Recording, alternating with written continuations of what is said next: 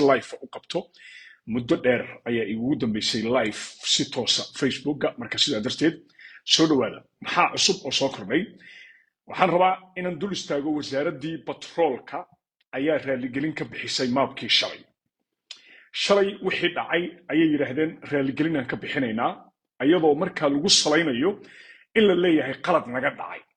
waxaan rabaa in ummadda Soomaaliyeed muuqaalka shaagareeya ummadda Soomaaliyeed inaan laba arrimood kaliya aan dul istaago waa live yar oo kooban wasaaradda batroolka waxay tiri qalad yar naga dhacay ma badna waa yar yahay qalad aad u weyn ma aha sidaa darteed waxay yiraahdeen raaligelin aan ka bixinaynaa qalad ka dhacay oo ay wasaaradda batroolka raaligelin ka bixinayso waa qaladkee su'aasha koowaad muxuu salka ku hayaa ma yahay mid ummadda Soomaaliyeed ay aamini karto waqtigan qaladkaasaan doonayaa marka inaan barnaamijka ku soo koobo dadkuna ay wax badan ka ogaadaan wasaaradii batroolka ayaa ka hadashay shalay wixii dhacay shalay maxaa dhacay maab waxaa la soo bandhigay qalad ka galay galmudug hirshabeelle puntland SSC qaatumo oo aad moodaba in ummadda Soomaaliyeed in lagu kala geeyo la doonayo maabkaas wuxuu muujinayay arrimo badan oo ay ka dhigeen mas'uuliyiinta maamulada ugu horeeyo madaxweyne Saciid Cabdullaahi Dani waxa la yiri mudug waa dhul lagu muransan yahay waxa la sheegay SSC qaatuma la inkiray waxa la yiri Sool iyo Sanaag iyo Caayna waxa la yiri waa dhul lagu muransan yahay maabkii shalay markay kacdoon sameeyeen shacabka oo la kashifmay oo reer Hirshabeelle ay qayliyeen reer Galmudug ay qayliyeen reer Puntland ay qayliyeen oo la ogaaday ceebta in dhaxda looga jiro ayaa raaligelin maanta la soo bandhigay sheergareey muuqaalka sheergareey live mar hore ay ugu dambeysay marka sheergareey muuqaalka waxaan isdul taagi doonaa marka raaligelinta muhiim inoo ah wax badan inay dadka Soomaaliyeed ka ogaadaan waxay yiraahdeen wasaaradda batroolka waxaan raaligelin ka bixinaynaa hadduu alla ku idmaayo maabkii shalay oo ah qalad yar oo naga dhacay qalad yar waxay ku tilmaameen qalad yar maabkii dalka dawlad aan maabkii dalka xifdin karin walaalayaal ma xifdin kartaa ummad Soomaaliyeed qarannimo Soomaaliyeed iyo amaanadii dalka loogu dhiibay runtaan isku sheegay qabiil iska duuduub meel dhig xaqiiqdan isku sheegaynaa dawlad xifdin weyday maabkii dalka oo aanan maanta gacan ku hayn oo la taagan annagu qalad yar naga dhacay maabkii dalka ayaan xifdin weynay hay'ada naga hoos bixisay ma lagu aamini karaa qarannimada dalka waa sax lagu ma aamini karo waxba qabiil ha ku difaacin runta shay ma lagu aamini karo marka ummad aan xifdi karin maabkii dalka ayaa maanta waxay rabaan ummad Soomaaliyeed aan barwaaqo gaarsiinaynaa batroolan qodaynaa shidaalkaasi lacag fara badan baa ka imaanaysa dalku waa horumaraya waa dad aan xifdi karin maabkii dalka maxay yiraahdeen arag waxay yiraahdeen shirkad ayaa soo diyaarisay maabkii shalay sidaa darteed raaligelin aan ka bixinaynaa qaladkii dhacay aan u raacno marka sida iyagu yiraahdeen anigoo og inay been sheegayaan aan u raacno hadday shirkadi soo diyaarisay maabkaas wasaaraddu miyayna lahayn dad qaabilsan la socoshada arrimahan oo kale war miyaynan wasaaraddu lahayn hadduu alla ku idmaayo miyaysan wasaaraddu lahayn wax la yiraahdo checking oo xafiis walbaba yaala maxaa kalifay wasaaraddu ma controlin wixii oo dhan aan hawada gelinay markii laga qaylo dhaamiye kadib aan raaligelin ka bixinaynaa horta meesha ogaada qofka maanta rajo ka sugaya dawladnimada maanta jirta ha isku daro laba arrimood mid uun ha ka qaato dawlad aan maab xifdi karin maab hadda waxa weeye qariiradii dalka maanta qariiradii dalka ayaa la xifdin waayay batrool inta la qodo miyaa dhaqaalaha ka yimaada la xifdin karaa runtaan isku sheegay waxba soo kordhin mayso madaxweynahan isku qabiil lahay wasaaradda arrimaha dibadda ninka wataan isku qabiil lahay waxba soo kordhin mayso madaxweyne dawladdiisu wasaaradda barat qaabilsanayd batroolka maabkii dalkan xifdi weynay waxay yiraahdeen maabkan waxa la sameeyay 2015 maabka 2015 la sameeyay sidaa darteed maabkaasi hay'ad diyaarisay ayaa naga hoos bixisay sidaa darteed naga raali ahaada afisaan idin weydiisanaynaa wixii dhacay annaga shaqo kuma lihin bal fiiri meesha laga dhigayo hadalka waxa laga dhaadhicinayaa maabkii dalka ayaanan xifdi karin marka qofkii qariirad warqad ku qoran xifdi waaye qarannimada Soomaaliya ma xifdi karaa batrool ma ka sugi karnaa waxba yaanan la dhibsanin runta إلهي laga baqa muhiima war waxaan xifdi weynay maabkii dalka aniga ma dhihin wasaaradda batroolka ayaa shaacisay in aynan gacan ku hayn wax la yiraahdo maabkii dalka marka maabkii aan luminay waxa hadda la iga dhaadhicinaya maabkan waxa la sameeyay 2015 waqtigaasi Hirshabeelle ma jirin waqtigaasi SSC qaatuma ma jirin waqtigaasi galmudug iyo Puntland waxba kama jiraan waxay ugu tala galeen waay marka ana runtii idin sheegay wax la xifdi waayay ma aha waa wax ay ugu tala galeen oo wallahi ah ma iga dhaadhacayso madaxweynaha joogay xafladda fiiri haddaanan waxaan loogu tala gelin oo wax la qorsheeyay aynan ahayn madaxweynaha joogay ra'iisul wasaaraha joogay wasaaradaha kala duwan baa joogay madax maamul goboleedaa joogtay sidee buu qalad ku iman karaa xasma ummadda Soomaaliyeed lala hor imaanaya ujeedo waay marka waa ku dayid waa lagu dayay shacabka Soomaaliyeed markii la arkay reer Puntland inay ka dhidhiyeen markii la arkay reer SSC qaatuma inay ka dhidhiyeen markii la arkay reer galmudug inay ka dhidhiyeen fiiri qaladaad kala galay waxa kamid ah waxa la yiri galmudug waa galgudud kari mudug ma jirtaa leeyahay waa dhul lagu murasay galmudug maxaa laga dhigay hal gobol haye Hirshabeelle waxa la yiri wax la yiraahdo ma jiraan shabeellada dhexe iyo hiiraan maamulka Hirshabeelle waa laga talaabsaday maxaa lagu yiri sool iyo sanaag iyo cayna waa lagu murasay qolooyinkii muusujuudaan maamulkii SNMta waxa lagu tilmaamay inuu yahay maamul madax banaan hadda waa maamulkii SNM ee tabarta darnaa ayaa lagu yiri bal arag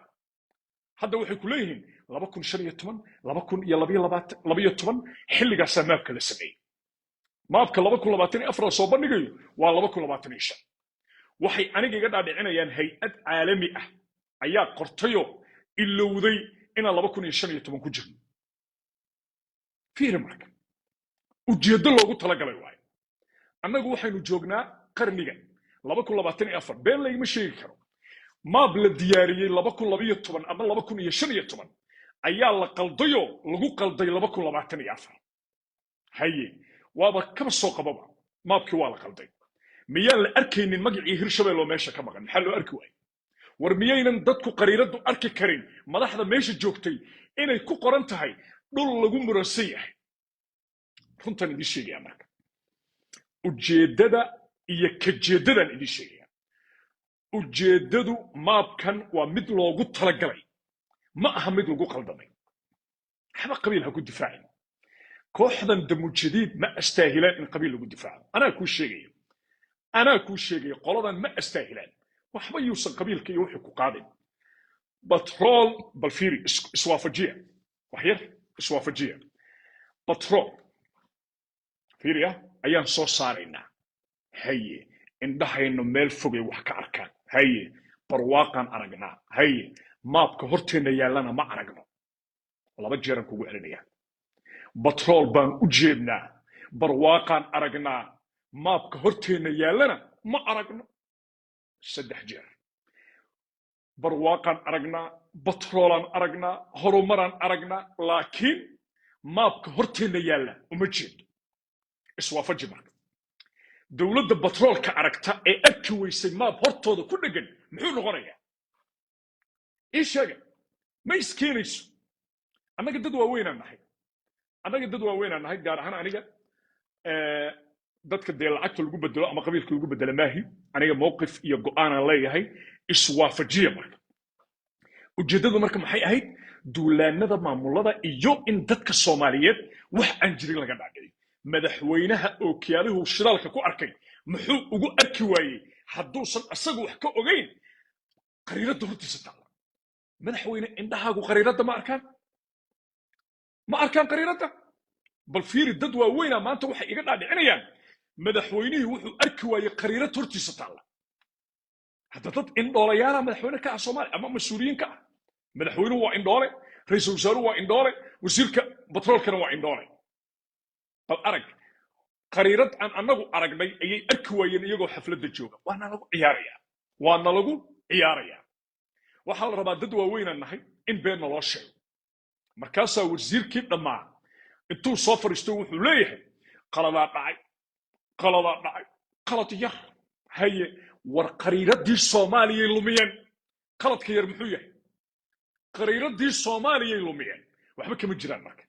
waa riwaayad loogu talagalay in dadka Soomaaliyeed lagu jahawareeriyo runtan idin sheegaya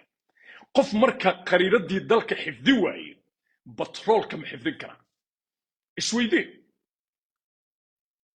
ma xifdin kara batrool ma ku aamini karnaa qofkii qariiradii dalka lumiyay iisha ma ku aamini karnaa bal fiiri marka hirshabeelle waa lagu qaldamay la ilaaha waa lagu qaldamay haye mudug waa lagu qaldamay SSC qaatumo waa lagu qaldamay fiiri waa meeqa qalad bal fiiri si hoose waxa lagu yiri Somaliland hadda waa SNMT tabarta yareyd SNMT jabtay tabarta yareyd waa dal xoro madax banaa oo waxay doonaan samay kara sorry waa la qaldamay saasa la yeelay Soomaaliya jaahiliin ma aha runtan idin sheegaya marka batrool ma ku aamini karnaa adaa lagu weydiinaya number 1 batrool ma lagu aamini karaa dad xifdi waayay maya qaran Soomaaliyeed ma lagu aamini karaa maya marka arag meeshay wax marayaan arag marka ujeedadan idin fahamsiinaya horta maamulka Puntland runtan idin sheegaya maamulka Puntland waa maamul duulaan dhan walba looga yahay madaxweyne Saciid Cabdullaahi Danina waa nin aad u maskax badan duulaanadii lagu qaaday iyo sida ay u fashilantaan ku tusayaan ujeedada laga lahaa Puntland wax kala ma ahayn in la isku dhufto galmudug iyo Puntland waxa la rabay dagaal qabiileed u dhaxeeya Majeerteen iyo Sacad markii lagu leeyahay mudug waa dhul lagu muransan yahay waxa la rabay in la isku dhufto Sacad iyo Majeerteen bal fiiri duulaanada maamulkaas lagu qaaday mid min bilow ilaa dhamaad aan halkan ku soo koobi kara ma marka almuhiim batrool qofka ka sugaya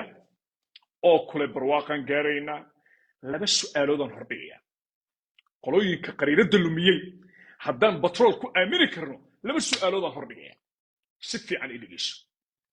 ma xasuusataan markab dalxiis ahaa oo Turkigu lahaa oo wadamo fara badan marayay in markuu Muqdisho yimid la yiri markabkan badeenu ilaalinaya ma xasuustaan markab dalxiis ahaa ee adduunyada dhan ku soo dalxiisayay markuu yimid Muqdisho madaxweynaha dalka muxuu yiri ilaahi amarkii alxamdulillah Turkiga waxay noo soo dirtay markabna ilaaliya markabkii aaway markabkii aaway lama hayo Soomaa arag marka maalin walba waxa laga dhaadhicinaya markabkii difaaca lama arag maanta maxaa laga dhaadhiciyay markab shidaal baaray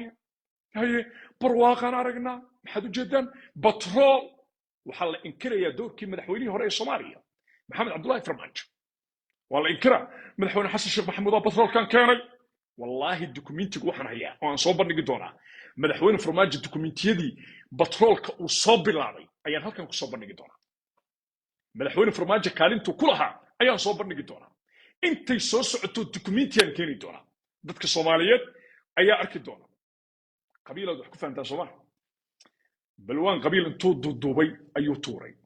laba qofood oo Soomaalinimo igu daawata ayaa igaga sharaf badan durbaan qabiil inaan garaaco horta iska ilooba qabiil iyo inaan aniga damujadiid qabiil ku difaaco waa habeenka xalay oo tagay waa jiri jirtay sax waa jiri jirtay xilli aan durbaan qabiil watay ilaahay waa uga toobad keenay ummadeedana waan hor imid haba ka cabsan oo wallaahi ah oo billaahi ah oo tallaahi ah inaan damujadiid ku difaaco qabiil ha iga sugin igu nacamba igu jeclow haddaad adiga igu nacdo Soomaali igu jecel baa jooga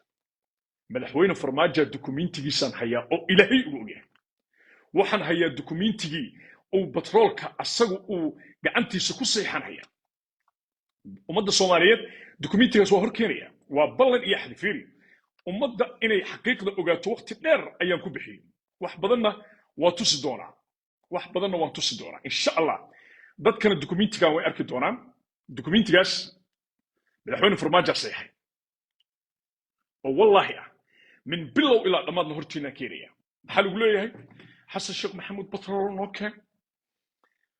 dawlad xifdin weysay ma miyaad adigu batrool ka sugaysaa dawlad mayd canshuuraysa maad batrool ka sugay ka jawaab dawlad mayd canshuuraysa ma batrool ka sugaysaa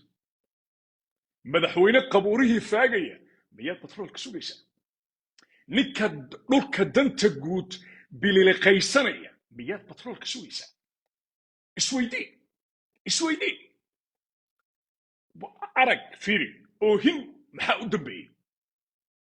u dambeeyey oohintaasi waxaa u dambeeyey dadkii Soomaaliyeed ee deganaa xaafadda kalluunka 3 su'aalood ka jawaab madaxweynihii qabuuraha faagaya miyaad batroolka sugay madaxweynihii meydka cashuura miyaad batroolka sugaysaa madaxweynihii dhulka danta guud dhacay miyaad batroolka sugay waa la barwaaqoobaya ummadda horumaray gaare waxba ummadda Soomaaliyeed bayaa been loo sheegay maanta muhiimadda ay leedahay maanta wixii dhala tusay dadka Soomaaliyeed oo sheegaya ama qabiil ku ilaali ama dam jadiid ama banaanka ka istaag dam jadiid waa fashilantay ana ku sheegayo dawladnimadiina meel cidlaay dhigan maanta maxaan maraynaa ilaa ilaaha illa allah muhammad sallallahu alayhi wasallam maanta maxaan maraynaa maabkii dalka naga dhumay maabkii Soomaaliya ayaa naga lumay waa dawladii Soomaaliyeed maabkii dalka naga dhumay naga raal ahaado qariiradii Soomaali way naga luntay naga raal ahaado bal arag meeshaan marayna arag in la fashilmay intaasaa kugu filan dhowr maalmood ka hor madaxweyne xasan sheekh maxamuud magaalada Nairobi uu tagay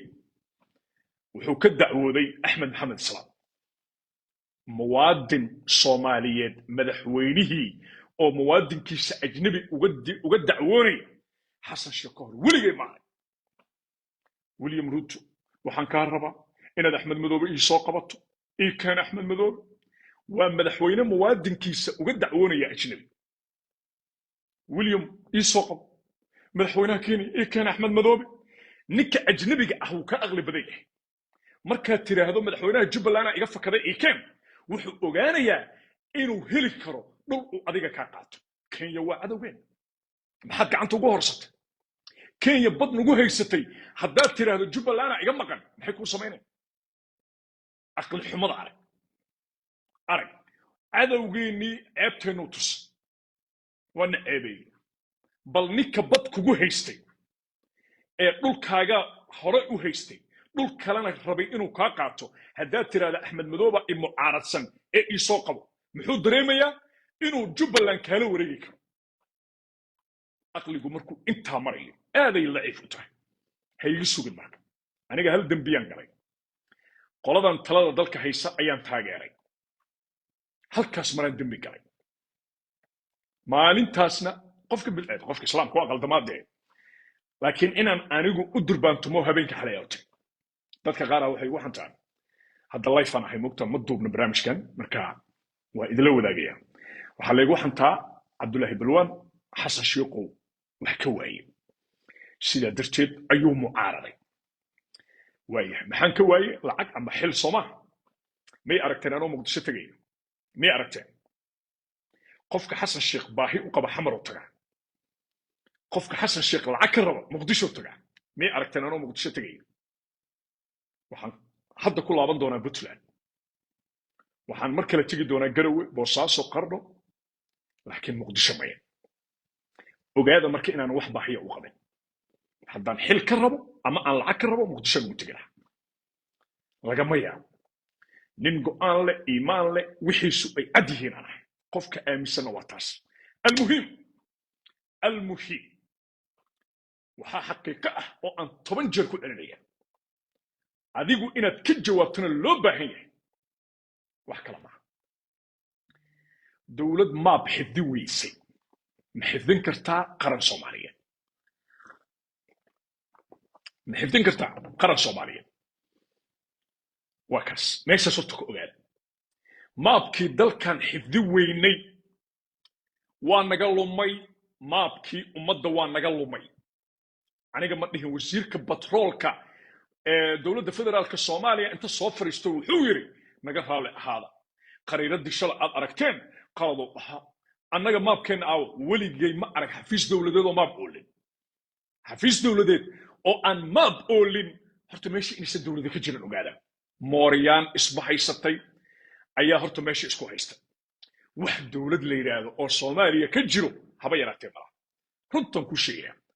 haddii dawladda jirto waxaan arkayna maanta ma arki lahayn arag dhulkii mudug markii la arkay ciidanka Puntland markii la arkay oo la arkay ciidamada jooga mudug oo la ogaaday awoodda Puntland ay leedahay maxaa lagu jawaabay annaga waa qaldanay mahana ulama jeedin annaga ulama jeedin hadduu alla ku idmaayo dhibaato kale ulama jeedinoo waanu qaldanay maxaad ku qaldanteen waxaad ku qaldanteen markaad aragteen teknikadaas ciidankaas markaad aragteen aad qaldanteen soo maa meeshaan marayn arag marka muhiimadda ugu weyn Soomaaliyay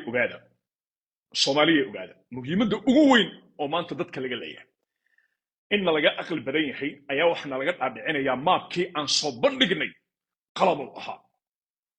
alloore dawladii ma jirto dawlad aan qariirada Soomaaliyaba haysan dawlad ma ku tilmaami karnaa hadiyaan u sheekaysanaynaa live aan ahay maanta ma soo duubin barnaamijkan waa live waa sheekaysanaynaa madaxweyne xasan sheekh maxamuud xafiiskiisii waxaa laga waayay maabkii dalka intuu ku jira internetka dawladdu internet la'aan miyaa haysa maya maxay u soo saari weysa qariiradda anaa daabici kara adigaa soo daabici kara xafiis dawladeeda qariirada laga waayay aniga nin waalan ma ii malayaan marka bal arag dad waalan may noo maleeyaan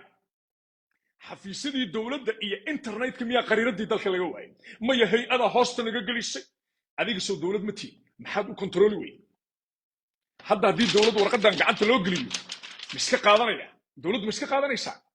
bal arag jaahilnimada ummadda lala hor imaanaya arag warqad haddaan dawladdu u geeyo qofka mas-uulka muxuu samaynayaa warqaddu eega ma jiraa mas-uul warqadaas asagoonan eegin xaflad qabanaya oo xafladdaasi ku soo bandhigaya ma jira su-aashan jawaabteedaan idinka rabaa sida ay dawladdu noo sheegtaan ka duulayaan ma jiraa dawlad inta warqad loo geeyo ayadoon fiirin xaflad dhiganaysa ma laga yaabaa xafladdaasna dadka ugu sarreeya inay ka soo qayb galaan jawaabtu waa maya halkaas markay marayso sheekadu waxa weeye waa fashil iyo cad dad aan dawladnimada aqoonin baan dawlad u dhiibanay anaa kule dad aan dawladnimada aqoon ayaan dawladnimo u dhiibanay dad aan aqoon nidaam iyo kala dambayn iyo sharci ayaan dawlad u dhiibanay ummad aan hoggaan aqoonin baan dawlad u dhiibanay anaa kule arrinta shidaalka wallaahi waa ku faraxsanahay dalkayga inuu shidaal yeesho oo bilaahi oo tallaahi sidaan u jecelahay dalkayga inuu batrool yeesho si lamidaan beenta u necbahay ayaan beenta u necebahay laakiin waxaan diidayaa hawl uu qabtay madaxweynihii hore ee Soomaaliya wallaahi waa kana oo bilaahi oo tallaahi dukumentiga waa kana madaxweyne farmaajo khayr allah ku siiyo hawl uu qabtay madaxweynihii hore inta la dhihi lahaa qori isku dhiib weeye arrintan ayaa lagu leeyahay xasan sheekh maxamuud dal xoreeye aanuu adeerkay yahay anaa runta u sheegaya dalow xoreeyey ummadoo wax u qabtay ma jiro anaa kuu caddaynaya anaa iimaan leh anaa sharaf leh anaa oggolayn inaan durbaan u tumo kooxda damujideed anaa runta ku sheegaya intaas horta fahm maanta marka muhiimadda igugu qosolka badan waa taas marka maxaa la sameeyey markii la arkay in la fashilmay waxaan soo kordhi doonaa live-ka horta raalli ahaada live-kaan soo kordhi doonaa si fiicanaan u sheekaysan doonaa wacdarooyin fara badanaa soo socda wax badanna waa kasoo sheekay doonaa insha allah aniga waddada saxda ah oo aad shalay igu ogeyd ayaan weli ku taaganahay mana laga yaabo laba arrimood haba isdhihin madaxweyne xasan iyo kooxdiisa balwaan iibi kara haba is oran aniga beec maahi aniga ummadayda Soomaaliyeed waa ii siman tahay aniga wada jidka iyo wada socodkan jecelahay aniga nidaam walba oo dhaqaaqayaan taageeraya marna lagama yaabo inaan ummadda Soomaaliyeed dhabarjibin ku noqdo sidaa darteed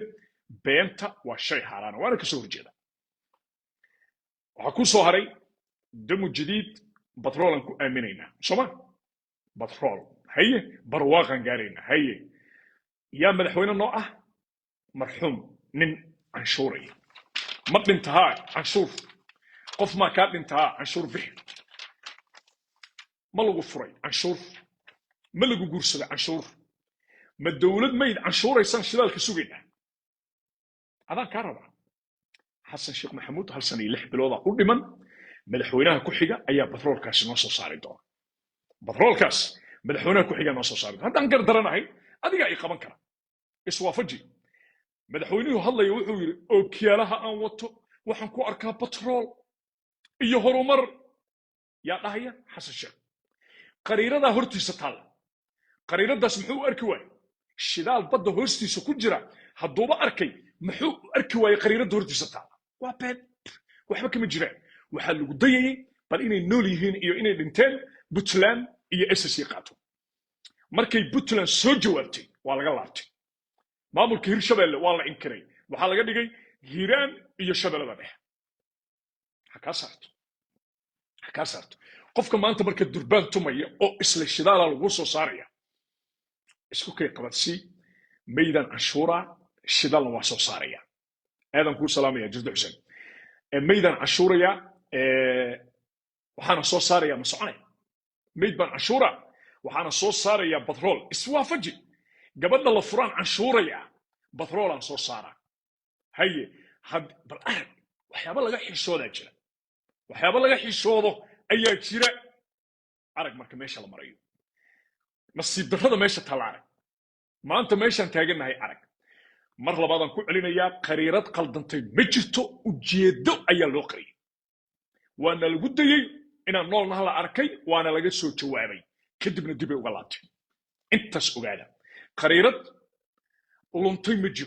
محايلة مدحوينه فيري قريرة انتي كو جرتا لابتوب كاغا قريرة انتي كو جرتا انترنتك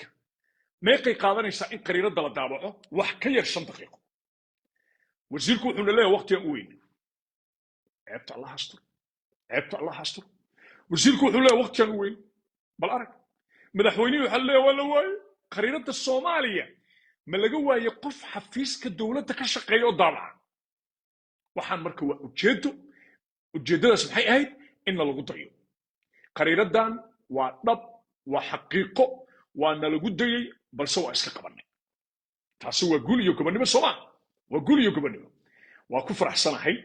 waana soo dhaweynayaa inay fashilmaan kooxdan damujdiid waa soo dhaweynayaa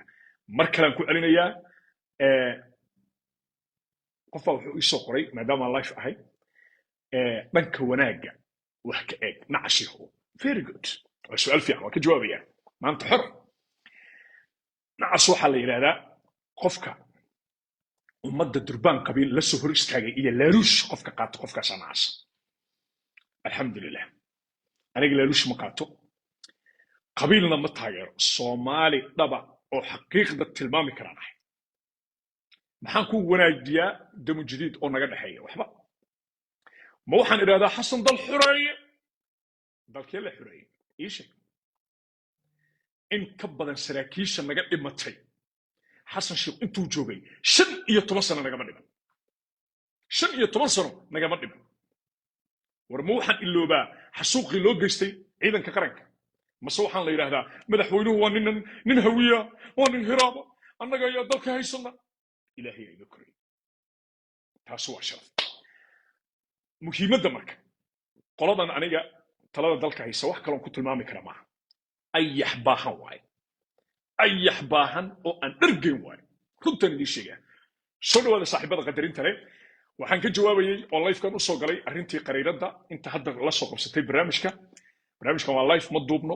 su'aal walban ummadda uga jawaabaya si toos ah oo live aad ii daawanaysaa qariiradii shalay la soo bandhigay ee lagu xadgudbay dhulka uduga ee Puntland lagu xadgudbay maamulka hirshabelle lagu xadgudbay galmudug la yiri wax la yiraahdo hirshabelle ma jiro la yiri galmudug waxay ka kooban tahay hal gobol oo ah galguduud mudug waxa la yiri waa lagu muransan yahay dhulkii sool iyo sanaag iyo caynoon hal sano ka dagaalamay ay waxay ii keeneen waa lagu muransan yahay waa dhulkan xoreeyay waaya dhulkii aan xoreeyay ee anigu agtayda saaray ayay dhaheen dhul lagu muransan yahay waa ma heshiisa naga dhaxay هشيس naga dhaxeeyo ma jiro haddaad isleedahay Cabdullaahi Balwaan jagal lagu booday iyo lacaga lagu boodana nin baahan haddaan ahay xamaran tiglaha nin baahan haddaan ahay ama xil uga baahanahay wallahi xamaran tiglaha ma aragteen anoo xamar tagaya lagama yaabo intay damujdiid madaxtooyada joogto inaan xamarto ujeedadu maaha magaaladu waa magaaladeedii laakiin wax kale maaha ujeedadu waxa weeye qoladan qowlaysatada ah afkayga kula dagaalamaya waana hubaa inaan ka adkaan doono shirkii golaha wadatashiga qaran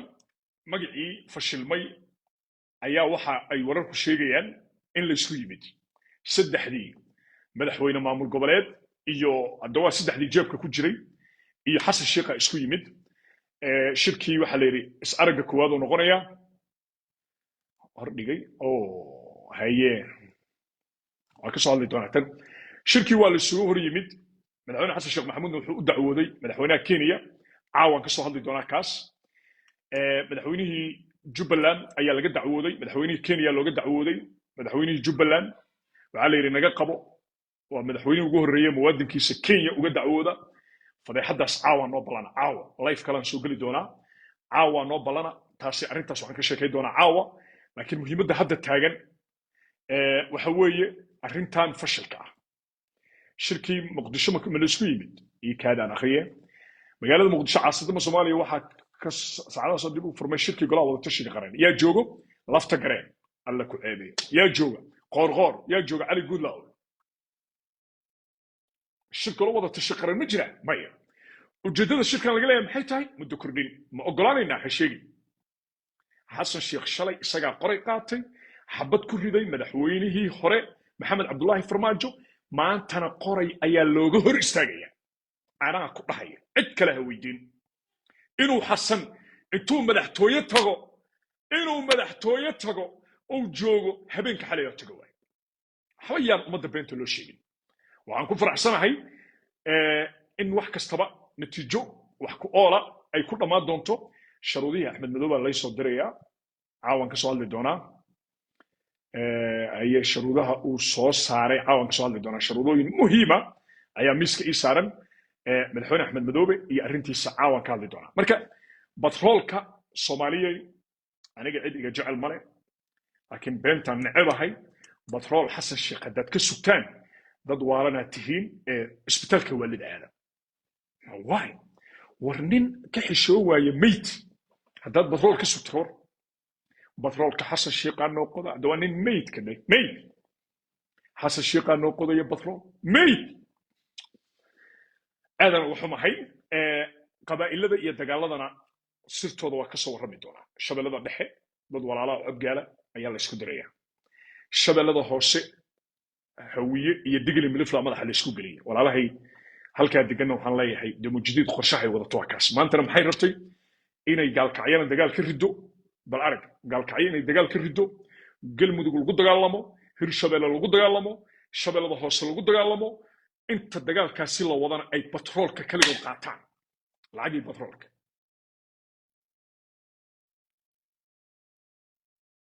waa sax axmed madoobe iyo dani maanta uu ka soo hadlay waa sax laakiin insha allah wixii duuduuban arrintaas waxaan uga hadli doonaa iyadoo duuduuban caawa lifekayga kale caawa aan uga soo hadli doonaa waxaan rabaa marka dadka inay mid ila fahmaan intaanan ka bixin lifeka shanta madaxweyne maamul goboleed aan idin kala baraya saddexdan hadda xasan sheekh la joogto waa nimankii khiyaanay madaxweyne farmaajo ma ilowdeen madaxweyne farmaajo ayaa khiyaanay qoorqoor cali guudlaawe iyo lafta gareen muxuu ka faa'iiday farmaajo inuu saaxiib ka dhigto waxbana horta ogaada saddexdan qofka wato waa qof fashilmay qofka lafta gareen qoorqoor iyo cali guudlaawe aamina waa qof fashilmay shalaya jilbaha dhulku ugu dhuftay marka labada shanta madaxweyne labadan hadda saaxiibaday saciid cabdullaahi dani iyo axmed maxamed salaam axmed madoobe go'aankooda waa mid adag waana ka adkaan doonaan xasan sheekh meel iiga qora ma ogolaan doonaan waana ka soo warrami doonaa arrintaas insha allah dalkuna waa barwaaqo gaari doonaa laakiin waa damujdiid kadib haba rajayni war ma axmed macalin fiqi xasan sheekh maxamuud iyo yuusuf madaale iyo xamse cabdi barre miyaan ka sugaynaa dal barwaaqa no ma dhacayso waayahay wixii ku soo kordhaa barnaamijyada kale ayaan idinkugu soo gudbi doonaa caawa iyo lifeka xiga xiisuu leeyahay halkana life kusoo geli doonaa lifeka caawa waxba layskuma yaraysan doono waxaan soo gudbi doonaa xogihii ugu dambeeyey oo ugu xiisaha badnaa halkan ayaad igala socon kartaa facebooka pageka cabdullaahi balwaan ummadayda sharafta leh daawatay daawad doontana waxaan u sheegayaa anigu waxaan qaatay soomaalinimo iyo sharaf iyo cizo qof kasta oo soomaaliyeedaan la safanahay si kale markaan hadalka u dhigo cid kasta oo dalkan toosinaysa qabiilku doona ha ka soo jeedo waa la safanahay qabiil ma qoro ha iga sugin ilma adeernimo qofaan ku difaacaya male anigu bannaankaasaan taaganahay waxaan ka hadlayo waa wax xaqiiqa oo taagan ciddii dulmiga wadda cidday doontaa ka soo jeedo karbaashkaygu waa diyaar lifeka caawa iyanu ku sheegin waana idinka raaligelinayaa beejkan maalmahan waa dee waktigii ciriiri fara badan iyo dee waktigu waa iska ciriiri laakiin lifafka ayaan kordhi doonaa wax badan baad halkan kala socon doontaan insha allah waana la guulaysanaya waan hubaa in la guulaysan doono waan hubaa shaki kuma jiro marka lifeka kan xiga yuusan ku sheegin intaynu barnaamijka mid lamida ku kulmi doono nabadgelyo